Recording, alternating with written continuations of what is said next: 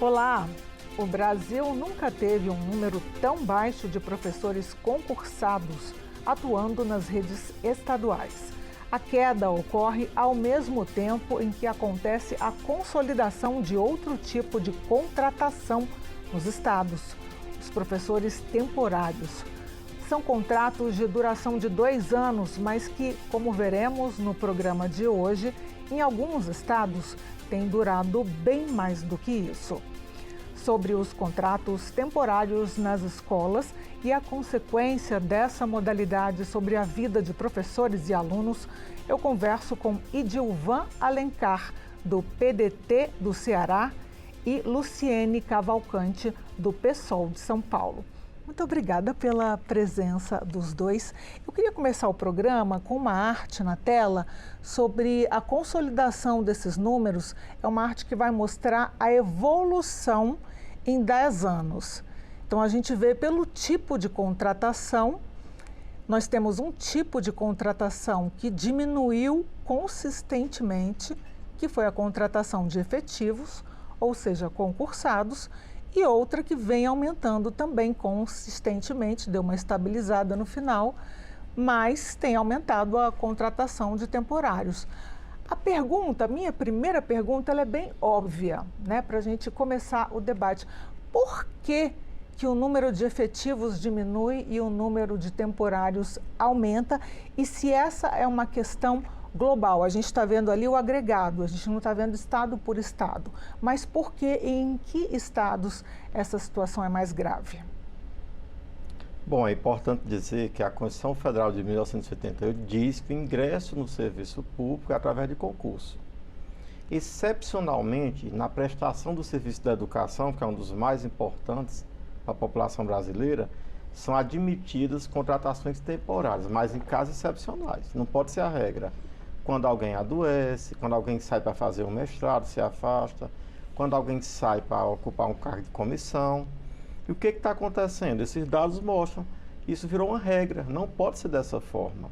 Então, assim, os estados precarizam essa contratação, porque não dão direitos trabalhistas, então preferem contratar, e as formas de seleção, às vezes é uma entrevista, o que deixa uma coisa muito subjetiva. Então, assim, estão transformando uma exceção numa regra. A gente precisa fazer concurso público nesse país, acho que isso é muito importante. Exatamente. E é importante destacar que por que isso acontece? Primeiro, porque não há uma punição desses governadores, desses prefeitos que burlam a legislação, que burlam a Constituição e não fazem o que precisa ser feito. A carreira de profissional da educação, ela exige o concurso público. É uma exigência constitucional. Primeiro, porque é uma função essencial que não pode ter interrupção. Segundo, que é algo estratégico para o desenvolvimento do país. Então, o poder público tem que selecionar com muito rigor aqueles que vão estar à frente dessas profissões. E eles vão estar por um longo período, porque não pode ter nenhuma interrupção, porque isso afeta o direito à educação. Então, por que isso acontece? Porque eles não são punidos. Infelizmente. E é algo que acontece em todo o Brasil. A gente chega, por exemplo, estado de Minas Gerais. 70% dos professores lá estão em regimes temporários. O estado de São Paulo, que é o estado que eu represento, mais de 40% estão em serviço temporário, de contratação temporária. E é importante dizer isso que a senhora colocou no início. É um vínculo de trabalho temporário, que a princípio, como o Idilvan falou, era para ser algo excepcional, só que não. A gente tem pessoas lá em São Paulo, 20 anos, 30 anos, trabalhando como professor, fazendo aula, mas num contrato de trabalho que não garante nenhum direito trabalhista, inclusive previdenciários. E como a senhora mencionou, não há, claro, preconceito contra o trabalhador que é contratado, mas vamos dizer assim, que o professor da escola pública, ele é professor, ele ajuda muitas vezes a limpar a sala de aula, a organizar, ele é psicólogo, porque a escola é uma extensão, às vezes é a casa O professor não é pai e mãe, mas ele aconselha. É uma rotina muito diferente do professor de escola particular, que pressupõe que a pessoa tem um treinamento, uma especialização, um concurso para isso. Aí eu queria saber, a senhora antecipou um pouquinho a minha pergunta, queria saber a situação específica dos dois estados, Ceará e São Paulo. Bom, as redes municipais do Brasil como um todo ainda têm mais professor efetivo do que temporário. As redes estaduais, em regra, você vê aí que passou a quantidade de temporário, no estado do Ceará tem mais temporário do que efetivo. Isso não pode acontecer. Tem que ver quando foi feito o último concurso público. Agora, por que os estados contratam professor temporário? Porque o valor é mais baixo do salário, isso reduz folha, mas isso não justifica, isso não é legal. E como falou a Luciana, para a deputada, a mesma coisa acontece com o piso do magistério. Você tem um piso do magistério, que foi um valor muito baixo esse ano, que é para ser aplicado em janeiro, não aplicam, às vezes valor nenhum, e fica por isso mesmo. Então, assim, eu tenho até um projeto de lei nesse sentido. Em 2022, o projeto de lei obriga a dar transparência, a saber quais são os números, porque isso é uma caixa preta, e, a partir daí, obrigar a fazer concurso público. O projeto foi aprovado na Comissão de Educação e está na CCJ, com o Bacelar como relator designado recentemente. Então, eu acho que falta, assim, é uma legislação que obrigue o Estado e o município a fazer concurso público. Porque aí professor temporário não tem férias, em muitos casos, não tem 13º. E aí fica aí essa seleção também muito discutível, muito subjetiva, com análise de concurso, de currículo. E acho que não é dessa forma que exige a Constituição Federal. Em São Paulo, a gente vive um verdadeiro caos da educação. A situação lá é gravíssima. A gente tem vários ataques à função docente. Uma delas é o contrato temporário, que faz com que o professor seja explorado, porque ele não tem direito a férias, ele não tem direito a licença, nem gestante. Sabe por quê? Porque o governo não cumpre com as suas obrigações, o governo Tarcísio de Freitas não cumpre com as suas obrigações, não declara ao INSS o que ele recolhe dos professores. Então, quando o professor precisa tirar uma licença porque ele adoeceu, porque ele tem que cuidar do filho dele ou da mãe dele, ele chega no INSS e não está lá o nome dele. Olha que escândalo. Então, é essa situação, fora o assédio, porque o professor, quando ele não tem estabilidade, ele não tem um concurso público, ele não consegue exercer a função dele, porque o servidor público, ele tem o dever de sempre estar fiscalizando tudo que acontece dentro da escola e notificar as autoridades competentes para que aquilo seja corrigido. Então, o professor, ele fica sendo assediado o tempo todo. Se ele falar que aqui, isso aqui precisa melhorar, isso aqui não está bem, ele é mandado embora. Por quê? Porque assim que está vindo a ordem lá de cima.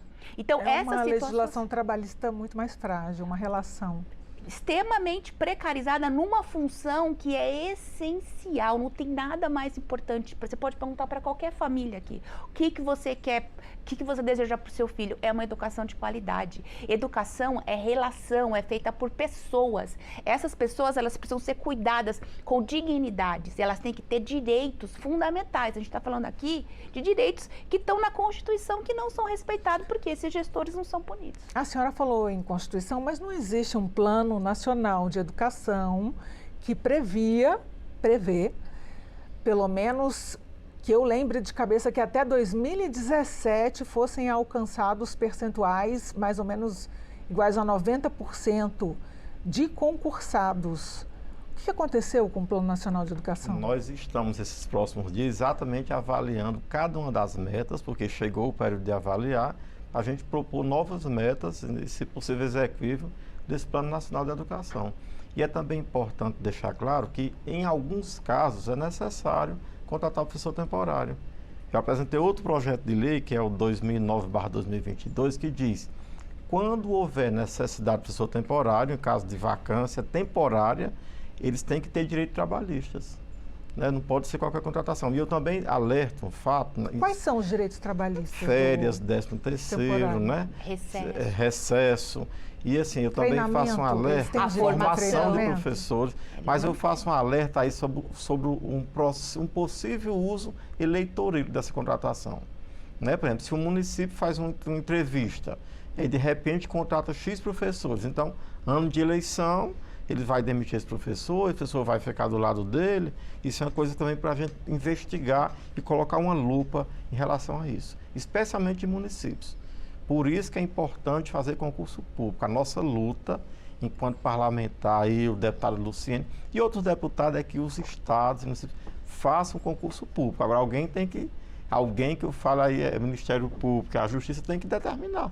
Porque senão vai ficar dessa forma. Não é completamente incompatível o gráfico que a gente viu com o Plano Nacional de Educação? Quer dizer, se existe uma diretriz para aumentar, a gente viu ali que diminuiu. Então, mas é porque o Plano Nacional, o que acontece? Ele estabelece as diretrizes gerais, mas infelizmente as metas que ele coloca, elas não são anuais. Elas não têm as consequências do não cumprimento. Então, ele tem as diretrizes que num país com o nosso histórico, né, 400 anos de escravidão, o último país de todo o continente americano a ter autorização para ter uma universidade.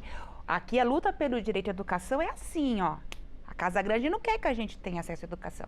Então, assim, é muito importante, é um instrumento muito importante, mas ele ainda precisa ser aprimorado e a gente vai lutar para que o Plano Nacional de Educação novo, dos próximos 10 anos, ele seja de maior controle social, que tenha metas que sejam de maior mensuração e que a gente possa punir aquele gestor que é o responsável por executar. O Poder Executivo, ele executa as políticas públicas. Então, isso tudo tem que estar previsto no plano. E, infelizmente, a gente tem a lei, a Constituição Federal, que diz que obriga o serviço público ser acessado por concurso público, mas não tem a punição desse gestor. Então, a gente precisa avançar nessas legislações e nessa consciência da sociedade, da importância que tem que ter aquele professor que está lá todos os dias. Ele precisa ser cuidado, ele precisa ser valorizado socialmente também, porque ele que está lá. Por exemplo, no estado de São Paulo, 30 anos sem concurso, a professora está lá 30 anos, que é uma categoria majoritariamente de mulheres. Há que quanto tá dando tempo que o aula, Ceará né? está sem concurso? O Ceará fez concurso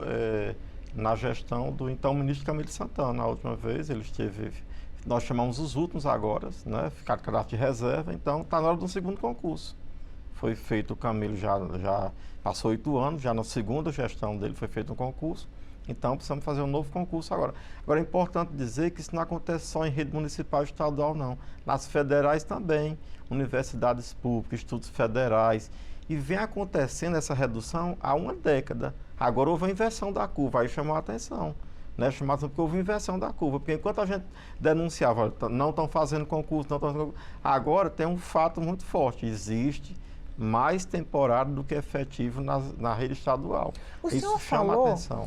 Sobre uma preocupação que é o uso desses contratos indevidamente com objetivos eleitoreiros. A gente está na boca de uma eleição municipal. Quem fiscaliza para que não haja um desvio do uso desses contratos? Eu acho que é uma fiscalização neste ano. Este ano há uma série de punições para os prefeitos que contratam temporário, não é esse ano. Mas ao longo da gestão, que são 4 anos, como é que é feita essa seleção? É prova? É entrevista? Porque se é entrevista, a gente vê uma subjetividade muito grande. E aí são esses temporários que não têm direito a votar contra o prefeito, porque podem perder o emprego na próxima gestão. Então, isso tudo tem que se levar em conta. Os temporários não podem fazer greve. Então, assim, por isso, tem um monte de motivo para que isso está acontecendo. Tá? O principal é o salário, porque eles ganham bem menos. Não tem direito, às vezes tem especialização, não tem plano de carreira. Então, mas tem outras questões que vão além de salário. Direito à greve, direito trabalhista e essa questão da independência, da subjetividade. Exatamente, porque por que tem que ser concurso público? Para trabalhar nos serviços públicos, nas funções sociais. Primeiro, porque tem um princípio que diz o seguinte, que esses serviços que são prestados por servidores públicos, eles não podem ser interrompidos. Então, você faz um concurso público e aquele servidor ele vai ficar lá anos. Ele não pode ter uma interrupção de atendimento da população. E segundo, é exatamente isso que o deputado Divan está alertando. A máquina pública, ela serve à população. Os governos eleitos, eles estão de passagem. A cada 4 anos, eles têm que ser trocados, eles são revisionados. Então, tem que ter uma independência. A máquina pública, ela não pode ser instrumentalizada. A partir do momento que você coloca lá dentro pessoas que não têm estabilidade, que não têm autonomia, que elas estão silenciadas, amarradas, porque quem sabe o que acontece dentro de um serviço público são servidores públicos que estão operando ali aquela situação. Então, é muito mais fácil de ter casos de uso político, eleitoreiro da máquina pública. Então, por tudo isso que a gente tem, e foi uma luta histórica também do nosso país, que reforça a democracia, a gente ter um corpo de servidores que ingressam ali, não é porque é amigo do prefeito, amigo da secretária de educação, é porque passaram num concurso público. Então, esse é o grande princípio republicano que está por trás disso. E aí agora a gente vê essa super exploração através desses contratos temporários, e essas pessoas precisam ser resguardadas, e a gente tem lutado muito para a garantia dos direitos trabalhistas, da autonomia contra o assédio contra esses professores. A gente está caminhando para o final do programa. Eu queria fazer uma pergunta sobre o que falta para valorizar essa profissão, que deveria ser uma profissão de presidente do Brasil, né? O professor deveria ganhar um salário de presidente, porque o professor, quem ensinou tudo que nós sabemos hoje? Nós começamos com professores, nós temos professores até hoje. Então, o que falta para valorizar a educação no Brasil? Pergunta para os dois que são gestores na área da educação, professores também. Este ano a gente vai ouvir uma frase muito comum nas eleições: educação é prioridade. É uma frase das mais escutadas nos comícios, nas redes sociais. Mas é mesmo? Você vê o Congresso Nacional, tem 513 parlamentares. Tem quantos que defendem a educação? Uma dúzia. Ou seja, não é prioridade, isso é matemática, não é prioridade. Na questão do investimento, então assim, vira só um discurso. E é importante a gente discutir as questões com base em dados, em evidências. Então, hoje é um absurdo nesse país. As redes estaduais têm mais pessoal temporário do que efetivo. Então, concurso urgente. É preciso que os órgãos do judiciário tomem a frente dessa questão. Porque se for esperar por prefeito e governador, não vai acontecer. Tanto que há uma década essa inversão está acontecendo. Então, a educação ser prioritária, tem que ter representação nesse congresso, tem que ter dinheiro, não se faz educação só por amor, e tem que ter amor também, mas não faz só por amor, tem que ter investimento, tem que ter recurso. Então, aí sim, poderá ser prioridade quando a gente agir dessa forma. Também concordo, a gente precisa colocar no centro das políticas públicas a valorização de todos os profissionais da educação. A gente não vai avançar enquanto nação, enquanto desenvolvimento econômico, ambiental, se a gente não valorizar a educação. É o serviço social mais importante para todas as famílias, para a organização da nossa sociedade. E, infelizmente, no nosso país, a gente tem uma política, como disse Darcy Ribeiro, que a crise na educação não é uma crise, é um projeto de poder das elites, porque educação de qualidade significa povo que sabe votar, que sabe seus direitos e que não vai aceitar um salário mínimo de miséria, que não vai aceitar pagar um absurdo para poder morar porque não consegue comprar uma casa, que não vai aceitar chegar lá no supermercado, deixar todo o seu salário para poder comer, para poder colocar comida na mesa, vai chegar num PS, vai ficar lá 15 horas esperando atendimento. E essa é a realidade do nosso país, infelizmente. Então, existe sim um campo de poder ideológico que não quer que as pessoas entendam a importância da educação. E todo mundo fala que é importante, mas no discurso, mas na prática, se você não diminui aluno por sala, se você não faz concurso público, se você não coloca esses professores com salário digno, o quadro de apoio com salário digno, com respeito, com segurança, a escola é um lugar de vida, é um lugar onde você vai se transformar, onde você vai desenvolver todas as suas potencialidades, onde você vai fazer seus amigos. Isso é a escola é essencial, são as nossas melhores memórias, é o que ajuda as famílias a resolver os seus problemas, a ampliar a sua vida. Então, a gente precisa lutar para que a educação seja prioritária, que tenha mais orçamento, mais valorização. É essa a nossa luta aqui, né, na bancada da educação, né? Queria agradecer os dois, professores, gestores, deputado, deputada, pela conversa super especial aqui no Câmara Debate. Muito obrigada. Muito obrigada. Eu conversei com Idilvan Alencar, do PDT do Ceará, e Luciene Cavalcante, do PSOL de São Paulo. Muito obrigada pela sua companhia e até o próximo Câmara Debate.